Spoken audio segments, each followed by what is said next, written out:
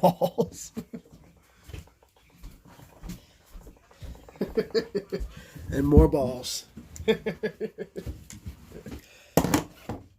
Cocksucker. Fuckface. Chode. Liquor. C-H-O-D-E for those who want to correct my spelling. Cunt. Fucker. All of those who I have just named. Douchebags. For all of those who I have just named, please get up and exit the building. Give me a big old thumbs down. You can go fuck yourself. There we go. There she goes. All right, get me front and center here. Good evening, ladies and gentlemen. Yes, what am I drinking? I am drinking Founder Centennial IPA. Pretty much my favorite beer at the moment because they sell a 15-pack of these for like $18 at my local liquor store. And this is one of the best beers all around I've ever drank. So, I know. I've been living under a rock. I haven't been drinking Founders. So, tell me I can't pour a beer. That's flawless. You fucktards. Whiskey. If I seem a little more chipper than usual, that's because I was just on the Sharp Talk podcast with my boy Tom Hosang, Alex, and Gerald of Outpost 76. And I was drinking on that. Ooh, come here. So, this is going to get fun. Cheers, everybody. So,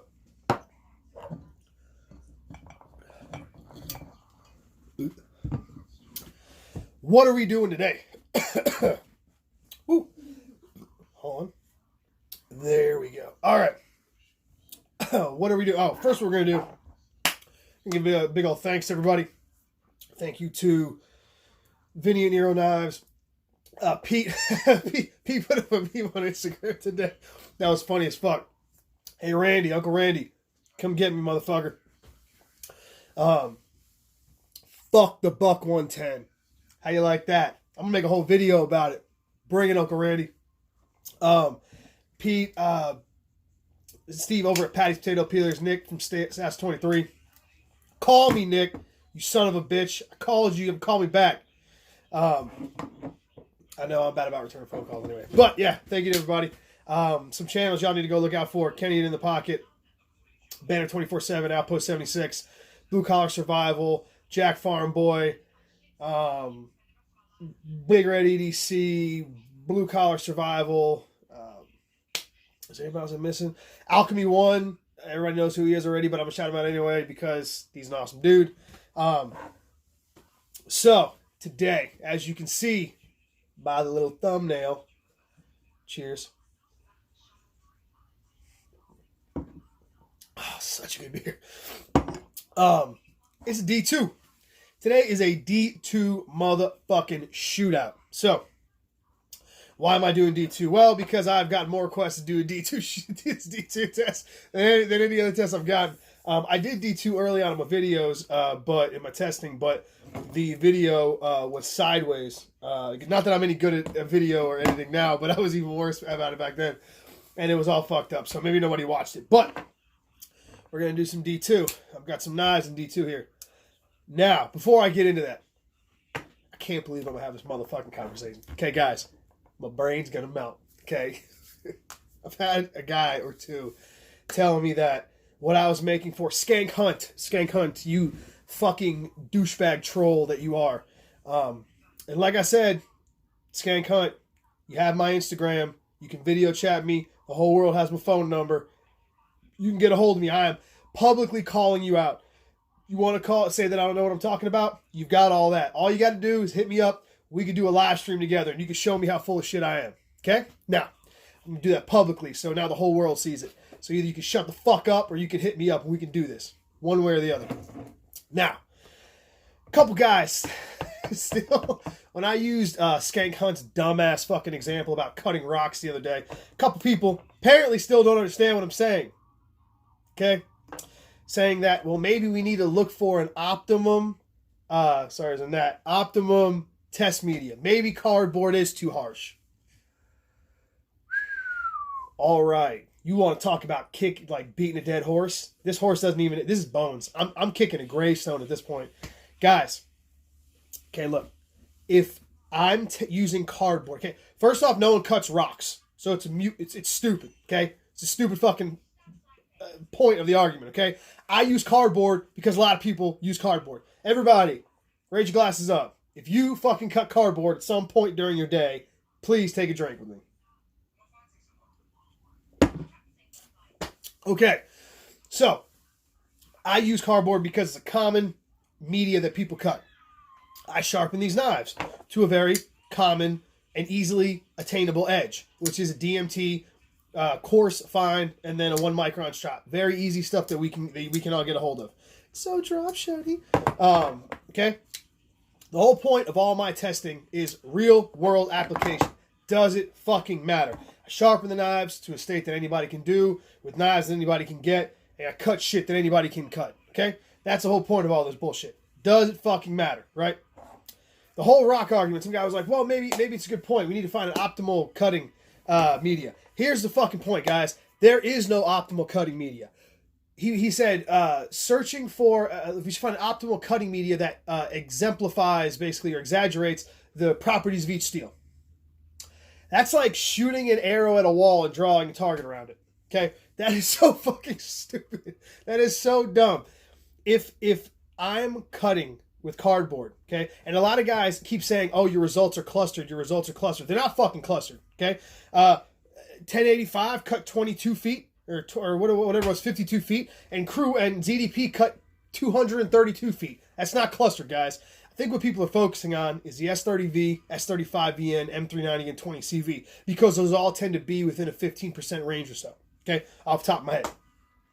Guys, if I'm cutting cardboard, and that's, again, if I cut rocks with all these steels and they all got one cut, that means that all these steels are only good to cut rocks one time. If I cut cardboard and they all start clustering in a certain fucking area, that means they all perform at that level cutting cardboard. I'm not trying to exemplify, or I'm not trying to exemplify, that's the wrong word. I'm not trying to showcase the strengths of the steels. I'm trying to find the weaknesses. I'm cutting until they no longer cut anymore. Okay, they no longer shave hair, and they no longer cut paper against the grain, printer paper against the grain. Okay, I'm not trying to show you, fluff the steels. I'm trying to show you what they actually do. Okay, so if 20CV and an S30V and all these at the same production heat treats and the same production Rockwells that we're seeing them at, all cut around the same footage with cardboard, guess what? That's what the fuck they do. I don't know how else I can make this any more clear, guys. I keep harping about HRC. What these steels, these steels need to be taken to a higher Rockwell, and and it's happening on paper. Okay, guys? I drew that conclusion through the test results. Okay? I was wondering why M390 wasn't cutting better than S30V, and then I send knives off to get tested by Pete, and they come back at the same Rockwell. I'm not making this up. This is what's happening, okay? Go look at Blade Banner. Go to LTK's channel. They got the fucking chart. You can see them all, okay? All of our info's there. So I think what needs to happen is guys need to stop holding on to sucking the nutsack of perceived edge retention, okay? Going off composition, looking at what the steel should do versus what the steel is actually going to do, okay? Like I said before, if you cut a lot of rope, Pete's tests are going to be a lot more relevant to what you do. If you cut a lot of cardboard, me or Outpost 76 or Tom Hosang are going to be more relevant. Okay, this is all data. I've got a bunch of 100-pound zip ties. I'm about to strap those to a board and start cutting zip ties to see how much we get versus plastic cutting with zip ties. Okay, how much that takes to fatigue an edge. These are all everyday cutting tasks that we do. Okay. Maybe I could sit there and cut apples all day to see how many apples they would cut. It's all relevant data, guys. It's all relevant. There is no butter zone. I told the guy the same thing. Suppose I had a magical media that, was not too hard and the Goldilocks media was not too hard and not too soft. Unless you're cutting that fucking Goldilocks media, these tests don't pertain to you. If I sit here and I cut adamtanium with goddamn D2, you can't get adamtanium. You can't get that shit, so it doesn't matter. I'm cutting shit that you can get. Jesus fucking Christ. All right, so, and real quick, just to touch on that, guys. guys keep again, and I want to focus on this because I think when guys say my results are clustering, they're talking about S30V, S35, M390, and it's analogs. Okay, if you take knifesteelnerds.com, if you go there, Mr. Laren, he's a metallurgist that's into knives. Okay, and he cracked the code. He came up with a formula that can predict Catra testing results. Catra testing is quite literally they take a blade and they have silica impregnated cardboard, basically, but it has a very specific, distributed amount of silica per card, and they push it down with a pneumatic arm that actuates, and they can test how many cards it will cut. Okay, the three things that Laren's formula is based on: steel composition, HRC, and angle of attack, aka your edge angle. Same things I'm testing here. Okay, now with that test at 60 HRC, at 30 degrees inclusive, 15 degrees per side, exactly what my knives are, okay? At 60 HRC, S30V will cut 515 TCC, okay? Total cards cut, 515. M390 will cut 578. Oh, it sounds like a big difference, doesn't it? Yeah, you know what that actually is? That's a difference of 12%. So, S30V and M390 at 60 HRC, there's a 12% variance. Go argue with science, okay? If you see my results clustering with those particular steels, it's because they're clustering because they're all at the same damn Rockwell. They're all in the same ballpark. They're all going to perform in the same ballpark because, again, like I said, anyone who wants to argue with me that with a proper heat treat, higher HRC knives won't perform and have better wear resistance and cut longer is full of shit, okay? So there we go. For the last goddamn time, guys, they're two different tests. One's rope, one's fucking cardboard. If you're seeing my results with those steels cluster, it's because they are. Okay? You want to go argue with Laren over at Knife Steel Nodes. Go argue with the fucking metallurgist who literally cracked the code and has the formula how you can predict Catra testing results, basically edge retention results. And the test that I'm doing, the test that Tom and the test that Jared at Post 76 are doing are supporting that. So I got nothing for you. God, I'm parched. So, as I was saying, what are we doing? Today is D2. Steel Will D2. The fabled Ganzo D2, which has been Rockwell. You can see a little divot. At 62 HRC. And not one, but two Ontario Rat 2s in D2 steel. Yes, that's 4 knives, ladies and gentlemen. I have 4 knives to cut test. That means I had 1, 2, 3 knives to reprofile to 15 degrees per side because these were all factory. And a special thanks to Mr. Mark Tudor. He actually bought me this knife. It was very generous of him to do that a long time ago. This is actually from the original cut test video of D2, this cut jack. I can tell you this one felt the softest. This one came up real easy and probably will fall real easy. Surprisingly enough, and again, the HRC on this is 62. I don't know on a $22 knife if they did a proper heat treat process.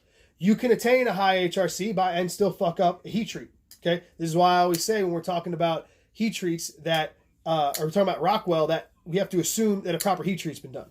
So I don't know what this steel's going to do. It may be 62 HRC, but that means they could have simply Austinized it, pulled it out of the oven, dropped it and quenched it and thrown it on and never tempered it. So it could be brittle as shit.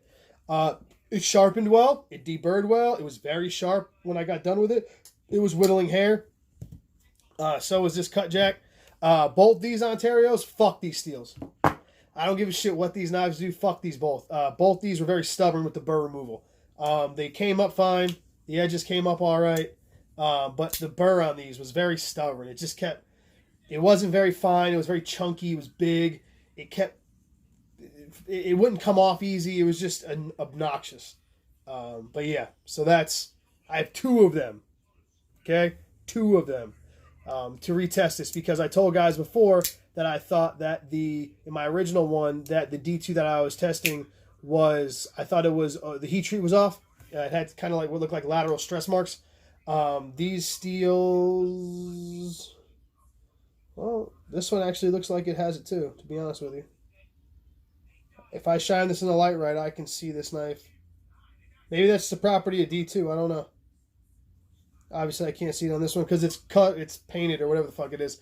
Certainly ain't DLC. But, yeah, there we go. So, D2 Shootout. 4 knives. All D2. 3 different makers. 2 from the same, so we can get an even sample size. There we go. I'm going to cut all the... I'm going to take these. I'm going to cut cardboard. Until it no longer shaves arm hair. Then I'm going to do it until it no longer cuts printer paper. And we are going to see which one of these D2s does the best. My prediction, none of them. My prediction is this test is going to be all over the fucking map. And I'll explain to you why at the end of this, why I think that's going to happen. I mean, I could be wrong, but because it's simply D2. And I'll get into that at the end if that's what happens, but that's what I truly think. I think this test is going to be all over the fucking map, just like D2's heat treat tends to be. So, now that I've wasted 15 minutes of your time, to the testing.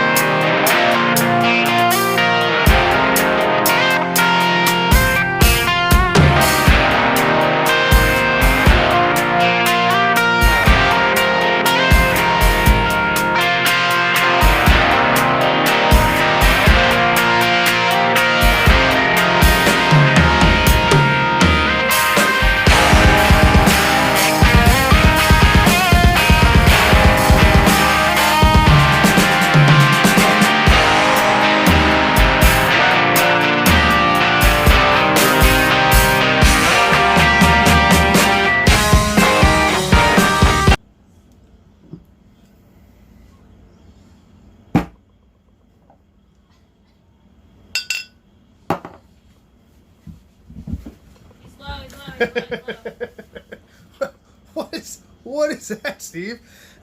This tests like this are why I drink right here. So we're gonna have a little cheers real quick.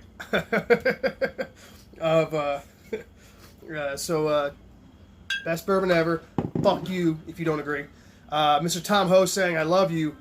Stop putting delicious bourbon in the freezer. Okay? Don't do that.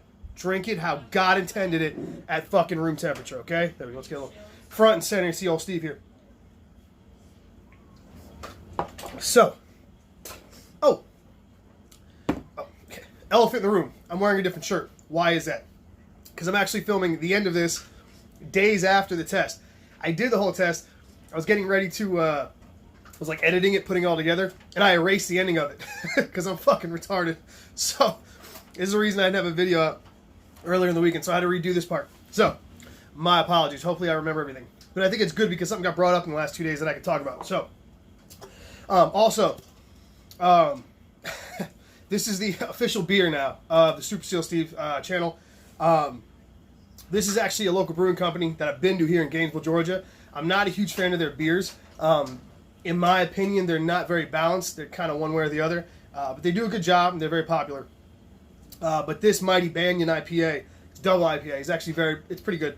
And obviously, for that reason, when you see the name of the brewery, that's right, that's Left Nut Brewery. Balls, motherfuckers, right? So, cheers.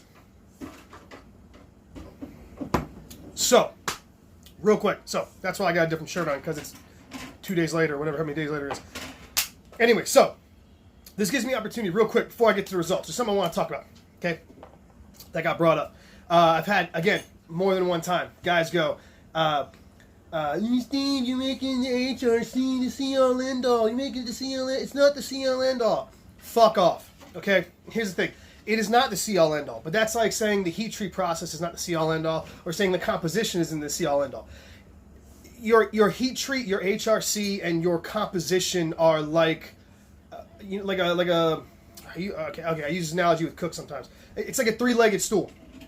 Vagina. It's a three-legged stool, okay? If you don't have all three, if one of those is off, the stool's going to lean and it's going to fall, okay? Does that make sense? Those three things have to work in harmony for the steel to come out and do what it's supposed to do, okay? So this is why I keep hammering, the reason I keep hammering HRC is because, okay, through through Kurt's testing, okay, when he's been doing his PMI testing, 99% of the steels that we get, the composition is correct. It is what they say it is, right?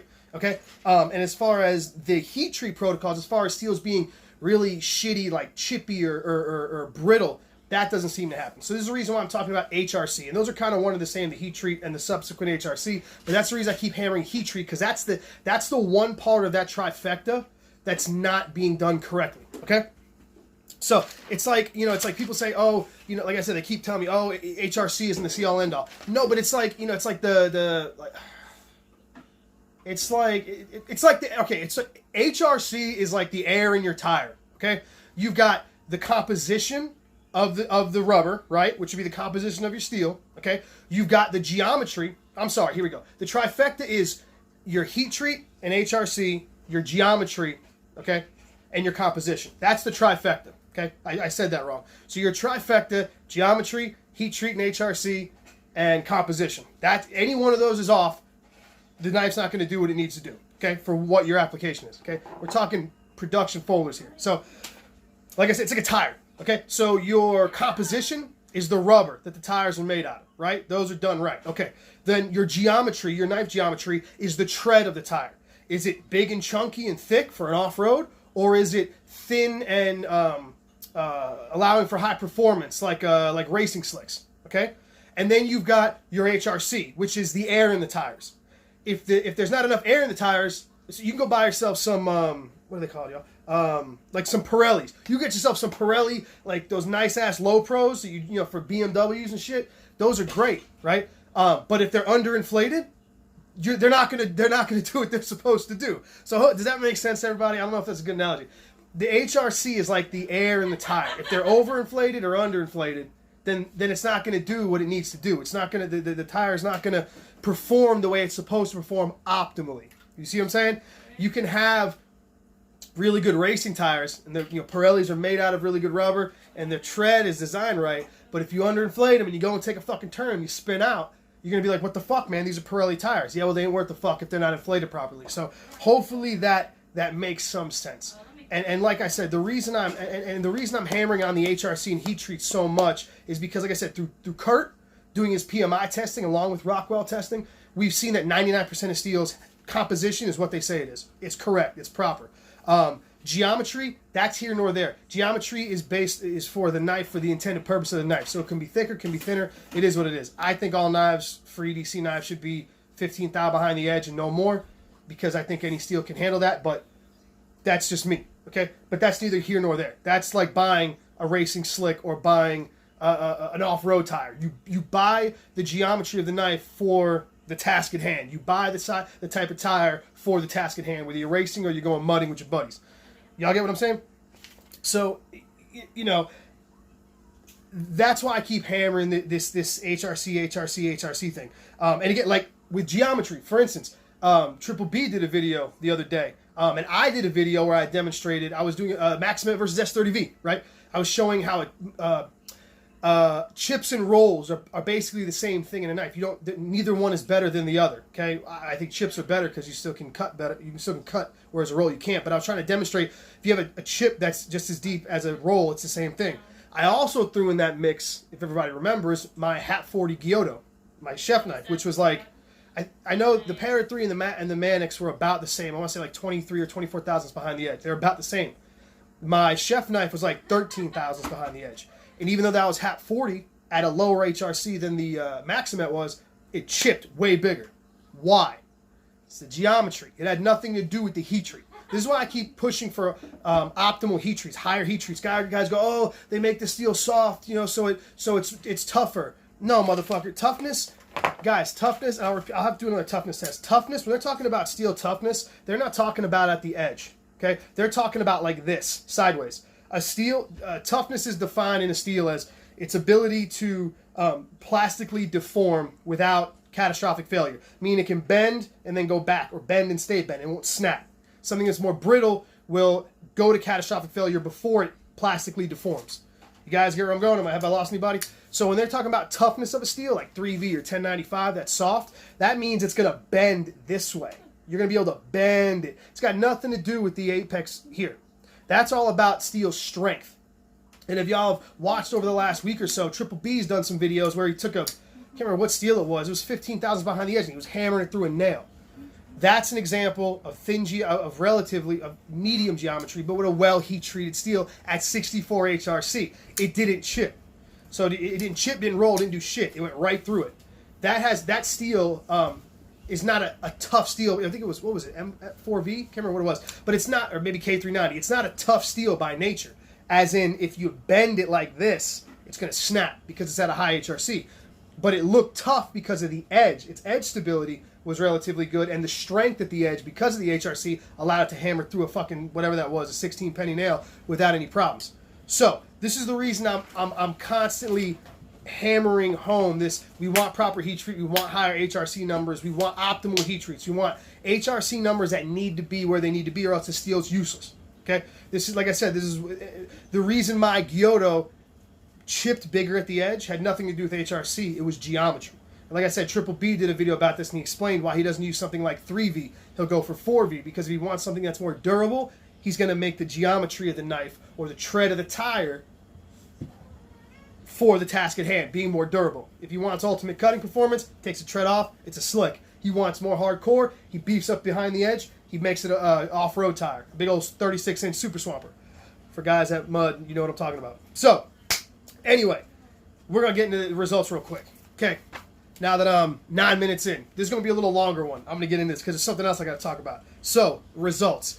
D2 results all over the motherfucking map, just like I fucking knew they would be. Let's see, what are we doing here? First one, Rat 2, black coated blade. This guy, fine edge holding, 103.5 feet. Working edge, total of 126.5 feet. Remember that number. Ontario Rat 2, satin edge. Right? So, I mean, it's same company, same knife, right? One's black, one's satin. 86 feet. Fine edge holding. 118 feet. 118.9 feet working edge. Okay? Same company. Steel wheel cut jack. That baby shit soft fucking steel. This stuff sharpens up so quick. I mean, which isn't a bad thing. I mean, if you don't mind strop, I mean, I advocate stropping in between sharpening, so this stuff should strop back pretty good. I haven't tested it yet, but I can't remember what the steel wheel did on the last test, but I'm willing to bet it's pretty close to this. Fine edge holding 72.8, working edge 101.6. I'm almost positive this did about 70 feet or so, or maybe a little more on the last test I did with it. So I can't remember off the top of my head. And I didn't find out because I apologize. There we go. And drum roll. That's the cock drum roll. The infamous, the knife that, the most requested knife people want me to test on this channel. Okay? The most requested one by far. The Ganzo FH11 that has been confirmed at 62 HRC. First off, this is a great knife for $28 or whatever it is. For all you action guys, look. It just, yeah, it's so drop shiny.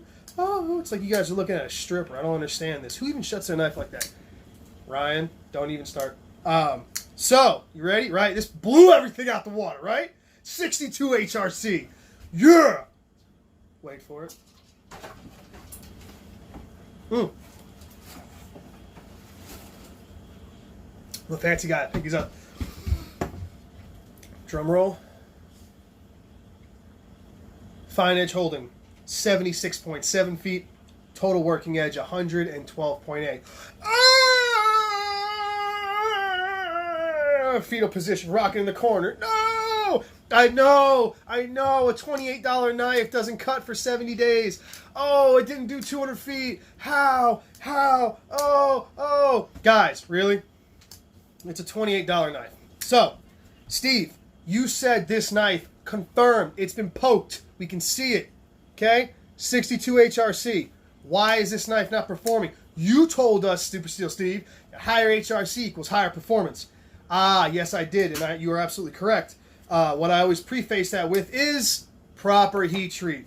So, we're going to talk real quick about why this knife underperforms. And it's a real simple answer. Heat treat. I'm going to start off by saying that D2... First off, real quick. Let's just talk about one. Hold on. The difference in these 4 knives, all made of the same steel. 2 of them being from the same company. Okay? Y'all ready for this? All right. Fine edge holding. The highest fine edge holding was this guy. Okay? At 103.5 feet. The lowest was the steel will at 72.8. That's a 42% difference in fine edge holding on the same steel. Y'all, this is why I got into doing this testing. To show that you can't go by the composition of a steel. They're different, okay? But this is dramatic, 42%. Working edge, 126.5, and the lowest was the steel will, 101.6. That's a 25% difference in working edge. So the reason I'm showing this, guys, is because D2 is not a steel that should be in production knives. Period. Okay? And I'll explain to you why. Okay? D2 falls in a class of steel, these old school tool steels, very old steel, falls in the same class as, I think it's S7, A2 tool steel, and O1 tool steel. The biggest difference between D2 and all those steels, I'm trying to think, is it A1 or is it S? One of them has about 4 or 5% chromium. But other than that, the biggest difference is this has all those are 1% or under carbon, and all those are 5% or under chromium. This steel has a tremendous amount of carbon and a tremendous amount of chromium in it. And it's not a great mix. Okay? This steel, because of that, now those steels all also have very tight heat treat protocols. But because of the relation of carbon to chromium, and the steel's a little bit more forgiving. Okay? Okay, for instance, D2's heat treat protocol, and y'all can go look this up. You have a phone. You can do the same thing I did, okay? You can go research this, okay? If you look at any heat treat protocol for D2 steel, it's austenizing temp, which is when you guys see them, they throw it in the oven, and they're heating it up, and they're bringing it to a certain temp. They're turning marsenite to austenite. They're basically making it a hardened steel. It has a 50-degree window. That's it. So to give you like an example of another steel, so Crewware, CPM Crewware, its austenizing temp has a 200-degree variance where it can fall in and be optimal and then quenched and then tempered. M4 has, what did I write, 2050 to 2050? What's that? Has 150. CPM M4 is 150-degree range. D2 has a 50-degree range where it needs to be optimal. That's anywhere between 1800 and 1875, depending on. I went through 3 different manufacturers. I went through Speedy Metal, Hudson, and Crucible, and I looked at all theirs, and they vary between 1800 to 1850 and 1825 to 1875. Hudson actually recommends 1850 to 1875, which is a 25-degree variance.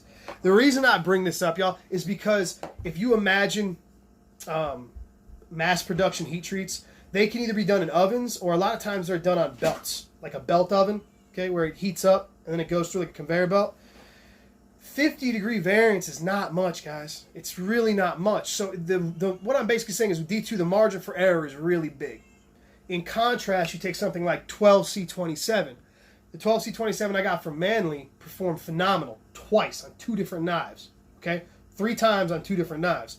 Reason being is 12C27 was designed to be a knife steel, okay? If you go look up heat treat protocols for 12C27 on Sandvik's website, not only do they have a heat treat protocol for a knife, they have heat treat protocols for mass production knives, belt-fed, conveyor belt style heat treat procedures.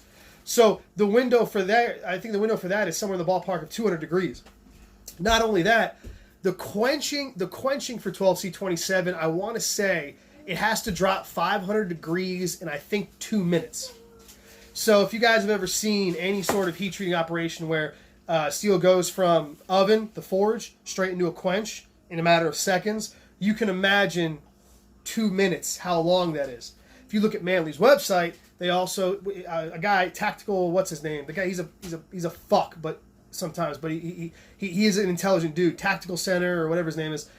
He actually linked me a video to Manly's facility. They show you the heat treat protocol. They also do a type of cryo, a deep freeze, where they throw the knife into a bunch of dry ice. What that does is that pulls out and it converts any retained austenite into marsenite. So, or vice versa.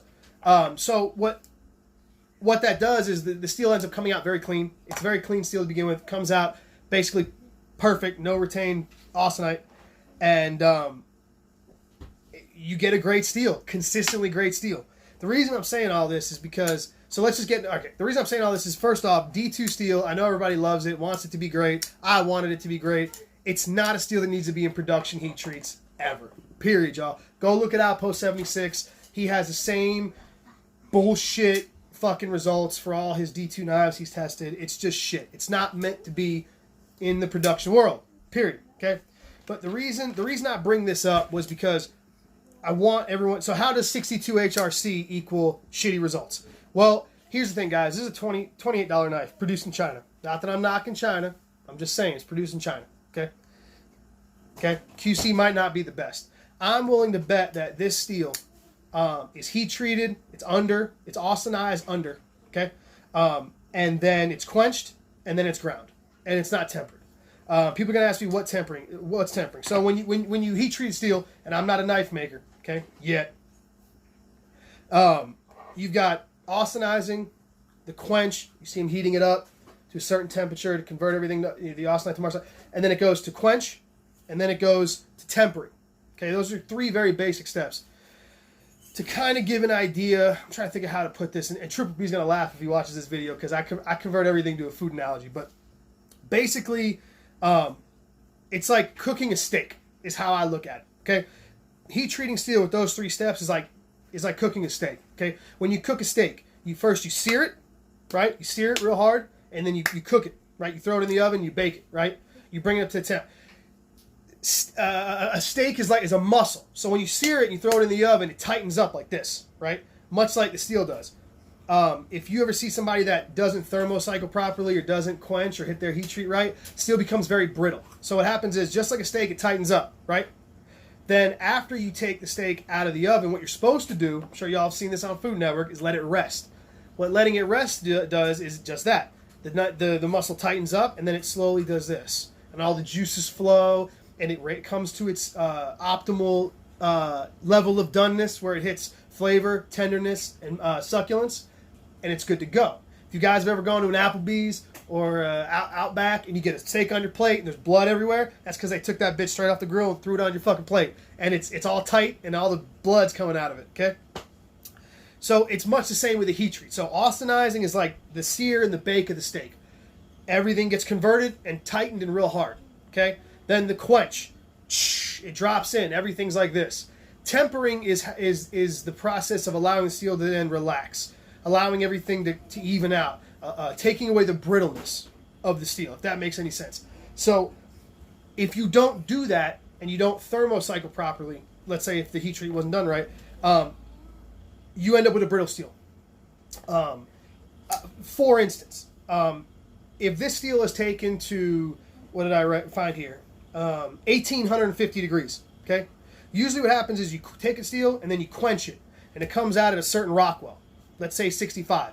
Then it needs to be tempered after that down to a safe level, to a stable and pliable level. Okay, that's what the tempering is so important. That's why some steels call for triple tempers, double tempers, cryos. All that is to basically even out the steel. Okay, so this steel, let's say per se D2 at if it's brought up to 1850 and then quenched, when it comes out of that quench, it's going to be about 63 HRC. Okay. If this steel is brought up to about if it's underbaked, if it's brought up to about 1700 degrees and then quenched, it'll come out of that quench at 62 HRC. But brittle. That is what I think is happening when you see this knife right here. This is a $28 knife. Even these knives are $40. Okay? This knife is what I think is happening is what I told the guys. They're heating it up, they're quenching it, and then they're just going to grind it. Honestly, that's what I think is happening.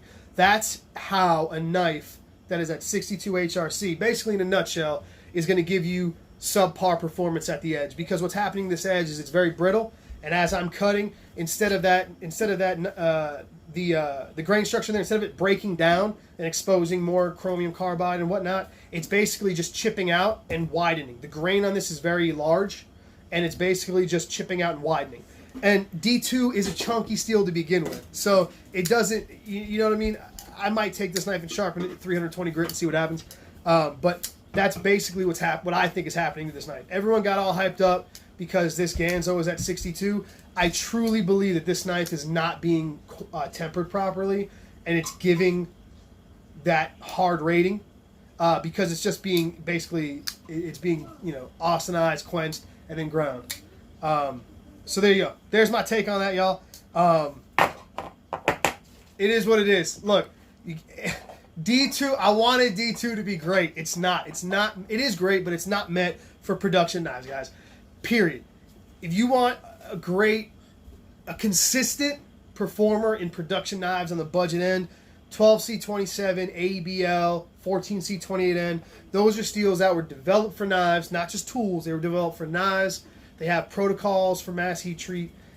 They're made for what we want, and that's why you're going to get a consistent heat treat. And then if you see Manly knives, a small batch maker where they really optimize that heat treat, you get to see what that knife can do, which is basically outcut production S30 and an M390 because it's done so well. So I've rambled on for about 25 minutes now. So there you guys go. There are the results. All the D2 sucks. None of it's consistent. It's just, yeah, it is what it is, guys. D2, I want a dead D2. Let's just be done with it, guys. Stop asking for D2. They throw D2 on a knife and they charge you $20 more for it, when in reality it's no better than any AUS-8. All of these underperformed Ontario's AUS-8. All of them. Every one of them. So on paper, D2 looks great, but it's like communism. On paper it looked great, but it doesn't work in the real world. So I hope that is what it is. I hope it covered everything I did in the last one. I hope it's fresh in my head, even though I have a couple days there. Cheers. Left Nut Brewery. I got some tests in LMAX and M3 and 204P and 20 CV coming up soon. Thank y'all for being patient with me, and y'all have a great day.